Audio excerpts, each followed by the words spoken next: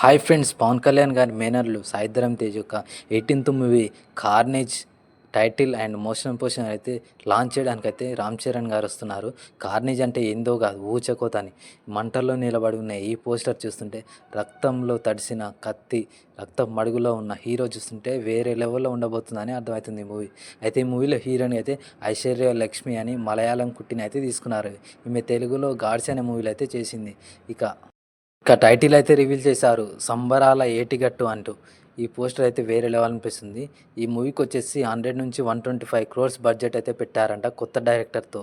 ఇక జగపతి బాబు గారు అయితే మెయిన్ విలన్గా కనిపించబోతున్నారు. సాయి కుమార్ గారు అయితే తన డైలాగ్స్తో అయితే మనల్ని భయపెట్టబోతున్నారు. ఇక శ్రీకాంత్ గారు కూడా ఉన్నారు ఈ మూవీలో. అనన్య నాగిల్ల అనే అమ్మాయి కూడా ఉంది.